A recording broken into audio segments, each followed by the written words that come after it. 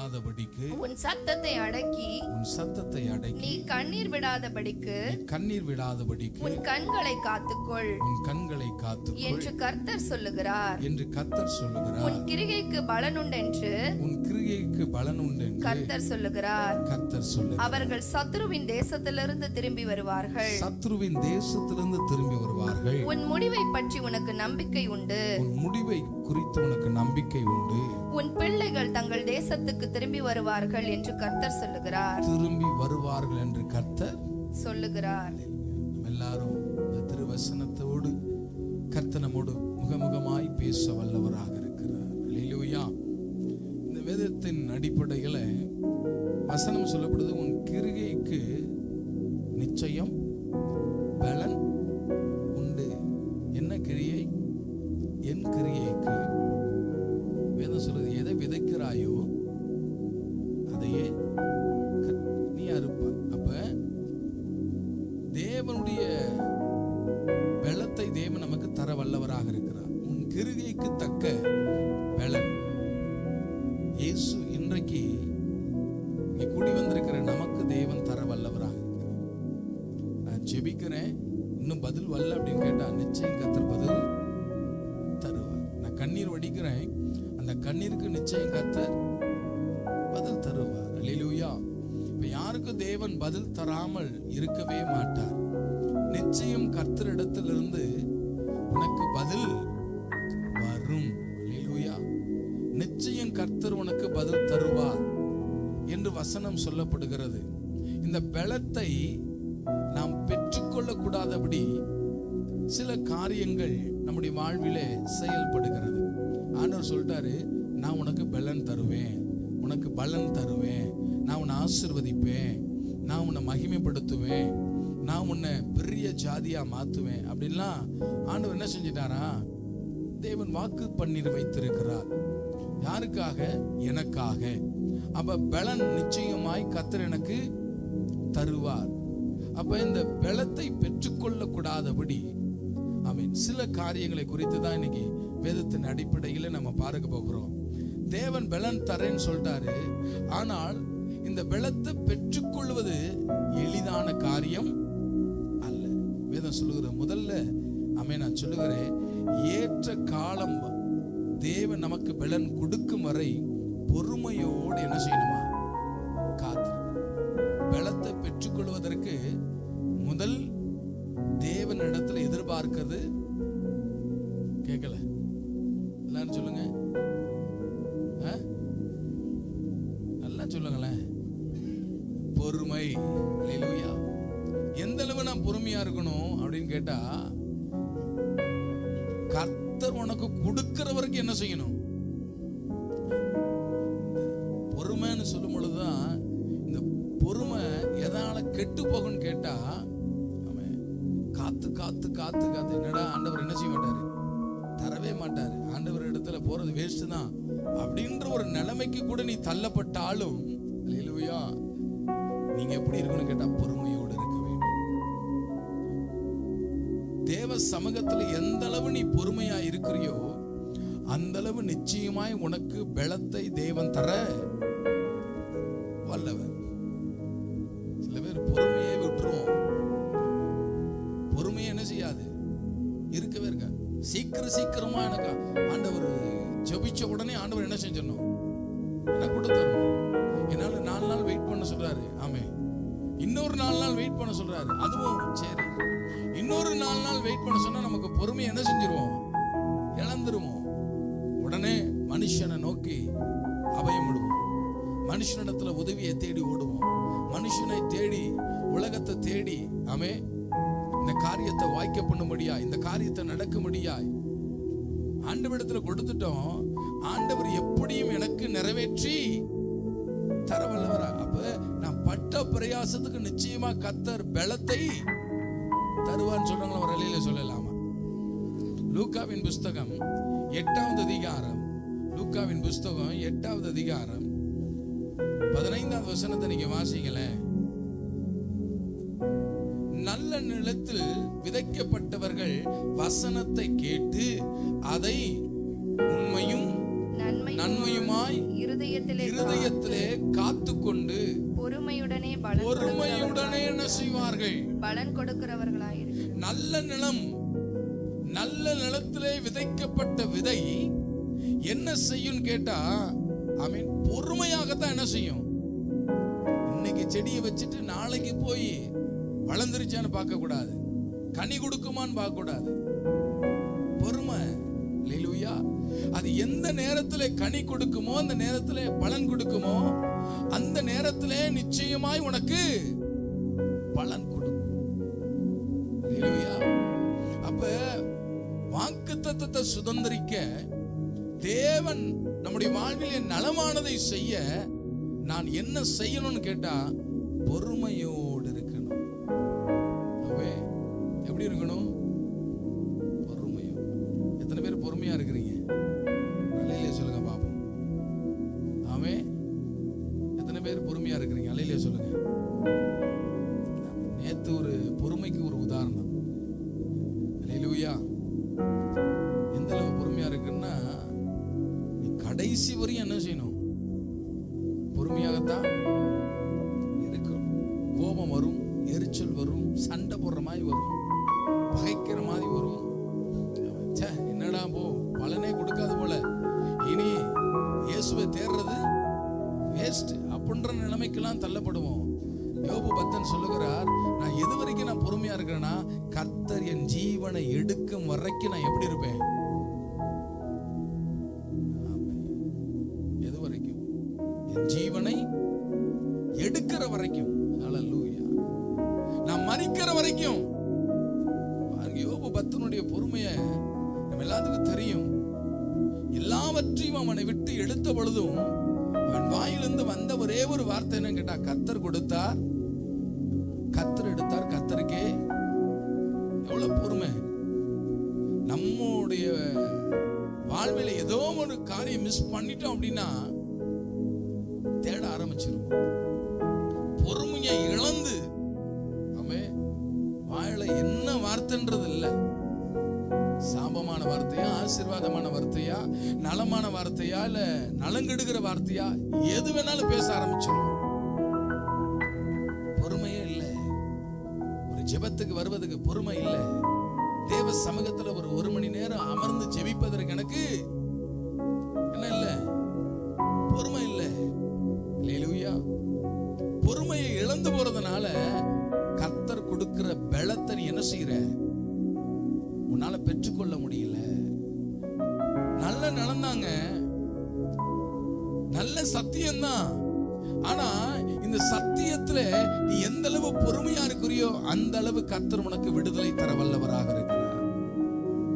நீங்க விசுவாசிக்கிறீங்களா? அதனாலதான் எபிரேயர் புஸ்தகம் 6வது அதிகாரம், எபிரேயர் 6வது அதிகாரம் 11வது வசனத்தை நீங்க வாசித்து பாருங்களேன். எபிரேயர் புஸ்தகம் 6வது அதிகாரம் 11வது வசனம். நீங்கள் அசதியாயிராமல் வாக்குத்தத்தமான ஆசீர்வாதங்களை விசுவாசத்தினாலும் நீடிய பொறுமையினாலும் சுதந்திரித்துக் கொள்ளுகிறவர்களாய் பின்பற்றுங்கள். அல்லேலூயா. உன் பொறுமை எதை பற்றிக்கொள்ளும் கேட்டா, உனக்கு கொடுக்கப்பட்ட வாக்குத்தத்தத்தை நீ பெற்றுக்கொள்வதற்கு நீ எப்படி இருக்கணும்? வாக்குத்தத்தம், தேவன் கொடுக்கப்பட்டதான வாக்குத்தத்தம், தேவனுடைய வார்த்தை என் வாழ்க்கையில நிறைவேறணும்னா நான் பொறுமையா இருக்கணும். அல்லேலூயா. வேதம் சொல்லுது, அவர் பொய் சொல்ல மனிதன், அவர் மனமான மறுபுத்திரன். அப்ப அவர் சொன்னதை என்ன செய்வாரா? செய்வார். அப்ப நீ நம்புற, எப்படியும் கர்த்தர் நிறைவேற்றுவார். எந்த தருணத்திலே கர்த்தர் என்ன செய்வாரா? நிறைவேற்றுவார். அதனாலதான் யோபு சொல்லுகிறாரு, நான் மரிக்கிற நிலைமைக்கு வந்தா கூட நான் கர்த்தரை தூஷிப்பதே.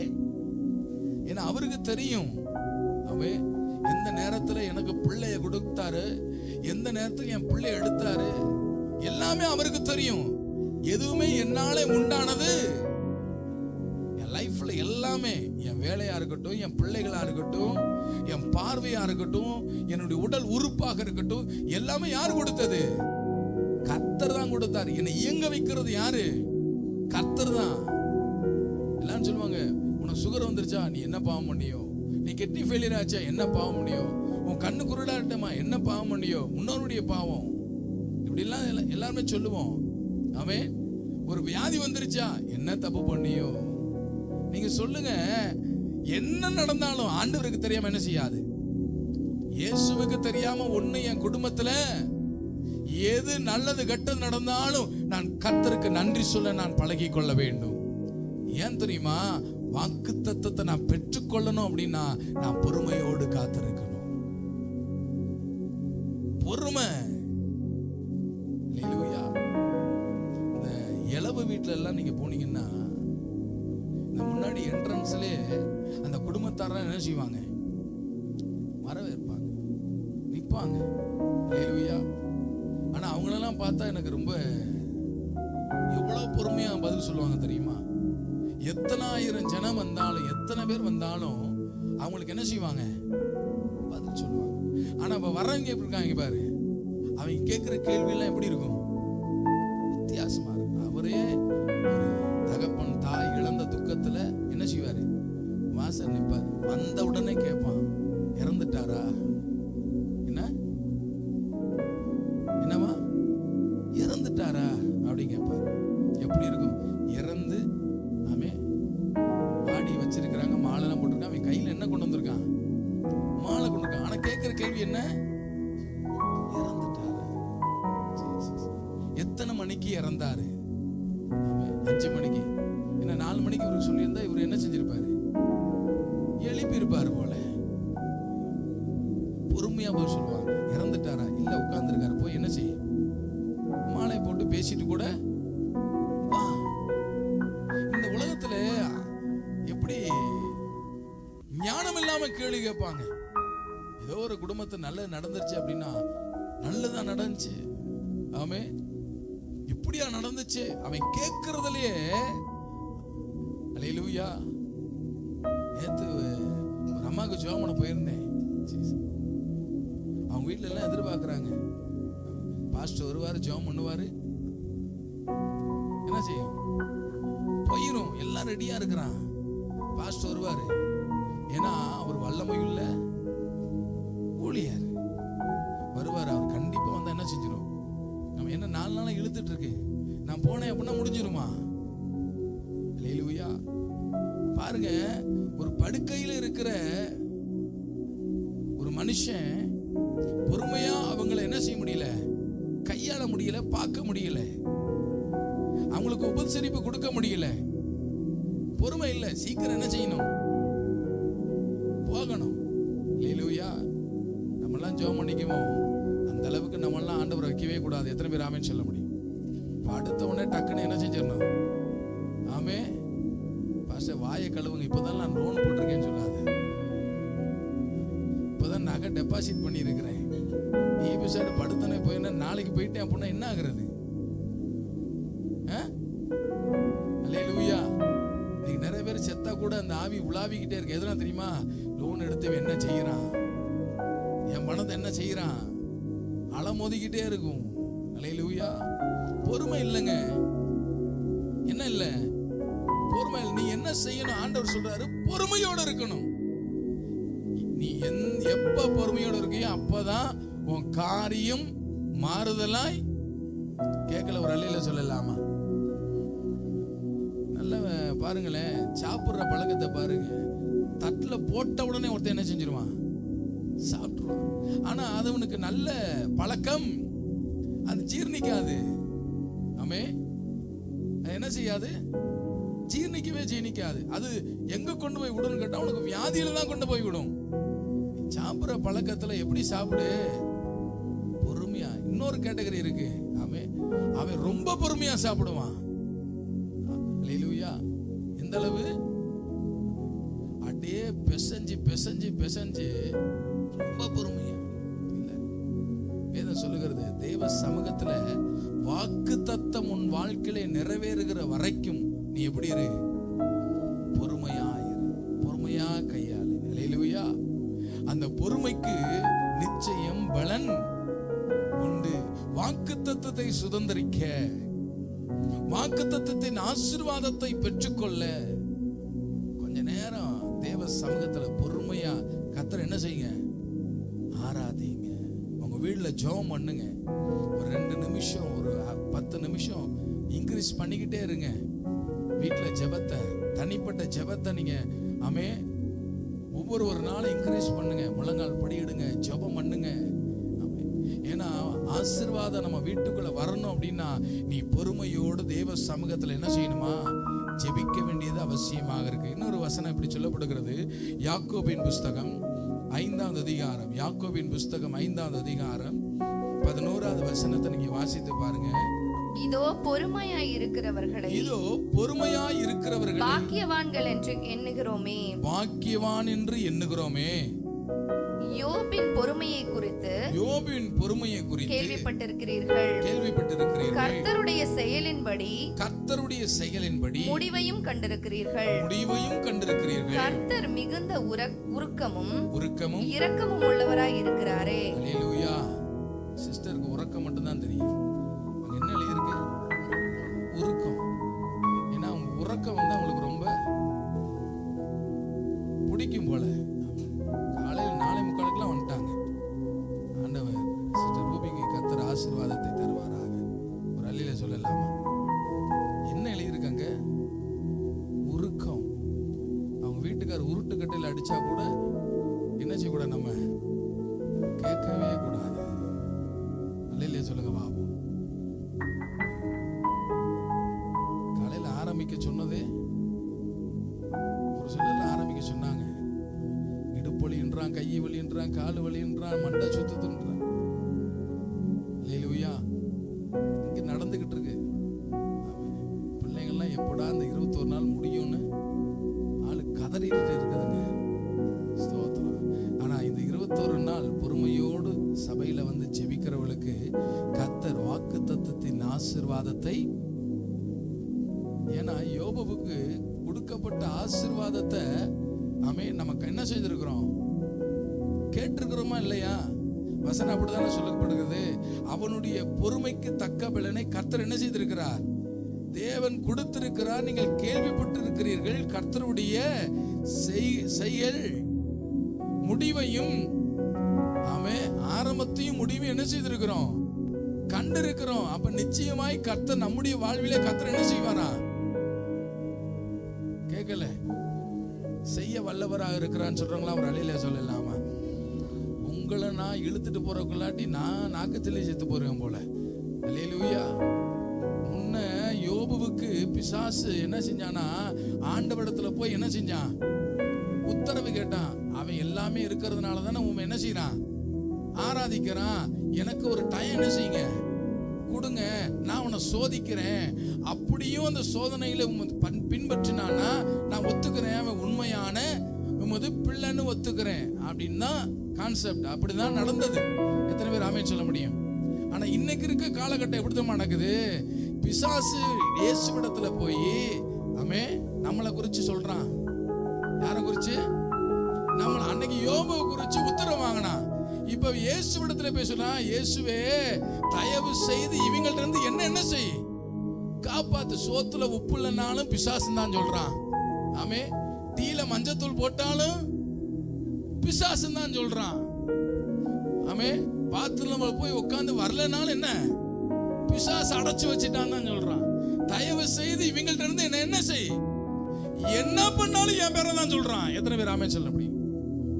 புளிச்சுட்டு முடிய இப்படி கீழே போட்டு உதறான். புருஷங்காரன் சொல்றான், பேய் பிடிச்சு ஆடுறா, பிசாசு பிடிச்சு ஆடுறா. அல்லேலூயா. பாருங்க, இன்னைக்கு இருக்க காலகட்டம் மாறிடுச்சு. நம்மளை கண்டு பிசாசு பயந்து இயேசுவிடத்துல போய் உத்தரவு வைக்கிறான். தயவு செய்து இவனை நான் தொடவே இல்லையே, இவனை என்ன செய்யல, இவனை நான் எண்ணத்துல கூட இல்ல. ஆனா அவன் எல்லாத்துக்கும் என் பேரையே சொல்றான். அல்லேலூயா. பெட்ரோல் இல்லாம வண்டி ரோட்ல நின்றுச்சு. என்ன, பிசாசு உறிஞ்சிட்டான். எத, பெட்ரோலையா? வண்டிய சாவி தொலைச்சிட்டான். பிசாசு எடுத்துட்டு போயிட்டான்.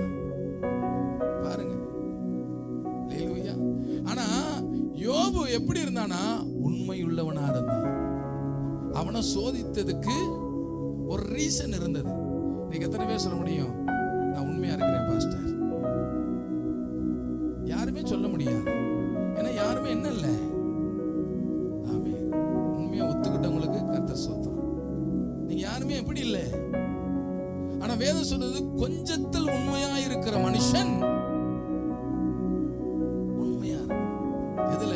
எல்லா விஷயத்துல என்ன எப்படி இருக்கணும்? உண்மையா இருக்கணும். நான் போன வாரமா 2 வாரத்துக்கு முன்னாடி தசமமா கவரை குறிச்சு நான் பேசினேன். ஆமென். அல்லேலூயா. பாருங்க, ஒரு சிலர் அந்த கவரை இப்படி இருந்தா தான் பாக்குறாருன்னு தலைகளை என்ன செஞ்சிட்டாங்க? திருப்பி வச்சிட்டாங்க. அல்லேலூயா. உண்மை. நீங்க எத்தனை பேர் ஆண்டவருக்கு உண்மையா இருக்கிறீங்க? ஆமென். கர்த்தர் நம்மை காண்கிறார். உண்மை உள்ளவன் பரிபூரண ஆசீர்வாதம். உண்மையா? அல்லேலூயா. ஜெபத்துல, வேத வாசிப்புல, ஆண்டவருக்கு ஊழியம் செய்வதில்ல, எல்லாம் வச்சு நீ எப்படி இருங்க? இந்த உண்மை இல்லாதவர்கள் எப்படி இருக்கிறாங்கன்னா பொய்யா இருக்கிறாங்க. அப்ப வேதம் என்ன சொல்லுது? பொறுமை இல்லாதவர்களுக்கு ஒரு நாளும் வாக்குத்தத்தத்தின் ஆசீர்வாதம் என்ன செய்யாது? கிடைக்குமா? கிடைக்காது.